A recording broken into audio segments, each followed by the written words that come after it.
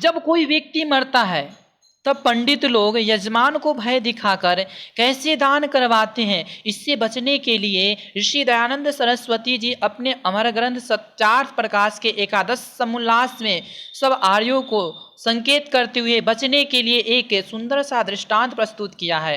कहते हैं, एक जाट था, उसके घर में एक गाय बहुत अच्छी और 20 सेर दूध देने वाली थी।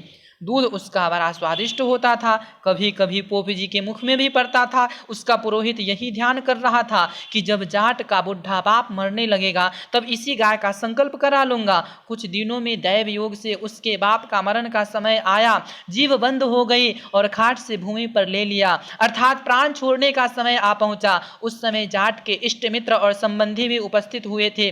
तब पोप जी ने पुकारा कि यजमान, अब तू इसके हाथ से गोदान करा। जाट ने 10 रुपया निकाल पिता के हाथ में रख कर बोला, पढ़ो संकल्प। पोप जी बोला, वाह वाह, क्या बाप बारंबार मरता है। इस समय तो साक्षात गाय को लाओ जो दूध देती हो, बुद्धि न हो, सब प्रकार उत्तम हो, ऐसी गौ का दान करना चाहिए। जाट जी, हमारे पास तो एक ही गाय है, उसके बिना हमारे लड़के वालों का निर्वाह न हो सकेगा, इसलिए उसको न दूंगा। लो 20 रुपए का संकल्प पढ़ दो और इन रुपयों से दूसरी दुधार गाय ले लेना। पोप जी, वाह जी वाह, तुम अपने बाप से भी गाय को अधिक समझते हो। क्या अपने बाप को वैतरणी नदी में डुबाकर दुख देना चाहते हो? तुम अच्छे सुपुत्र हुए। तब तो पोप जी की ओर सब कुटुंबी हो गए, क्योंकि उन सबको पहले ही पोप जी ने बहका रखा था और उस समय भी इशारा कर दिया। सबने मिलकर हट से उसी गाय का दान उसी पोप को दिला दिया। उस समय जाट कुछ भी न बोला, उसका पिता मर गया और पोप जी बच्चा सहित गाय और दोहने की बटलोही को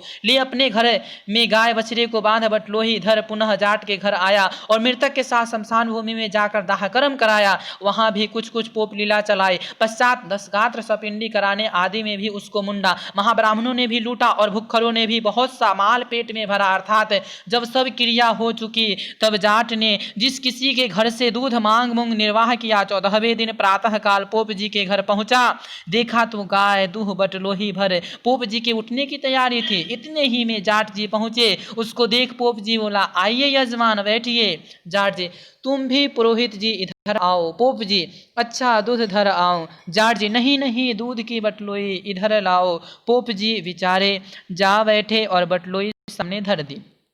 जाट जी, तुम बड़े झूठे हो। पोप जी, क्या झूठ किया? जाट जी, कहो तुमने गाय किस लिए ली थी? पोप जी, तुम्हारे पिता के वैतरणी नदी के तरने के लिए। जाट जी, अच्छा, तो वहां वैतरणी के किनारे पर गाय क्यों न पहुंचाए? हम तो तुम्हारे भरोसे पर रहे और तुम अपने घर बांध बैठे। न जाने मेरे बाप ने वैतरणी में कितने कोते खाए होंगे। पोप जी, नहीं नहीं, वहां इस दान के पुण्य के प्रभाव से दूसरी गाय बनकर उतार दिया होगा। जाट जी, वैतरणी नदी यहाँ से कितनी दूर और किधर की ओर है? पोप जी, अनुमान से कोई 30 करोड़ कोस दूर है, क्योंकि 49 कोटि योजन पृथ्वी और दक्षिण नैऋत्य दिशा में वैतरणी नदी है।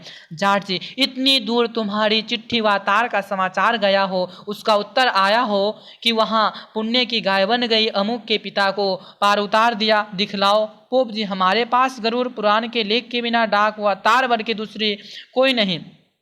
जाट जी, इस गरुड़ पुराण को हम सच्चा कैसे माने? पोप जी, जैसे सब मानते हैं। जाट जी, यह पुस्तक तुम्हारे पुरुषाओं ने तुम्हारी जीविका के लिए बनाया है, क्योंकि पिता को बिना अपने पुत्रों के कोई प्रिय नहीं। जब मेरा पिता मेरे पास चिट्ठी पत्री व तार भेजेगा तभी मैं वैतरणी नदी के किनारे गाय पहुंचा दूंगा और उनको पार उतार पुनः गाय को घर में ले आ दूध को मैं और मेरे लड़के वाले पिया करेंगे। लाओ दूध की भरी हुई बटलोही। गाय बछड़ा लेकर जाट जी अपने घर को चला।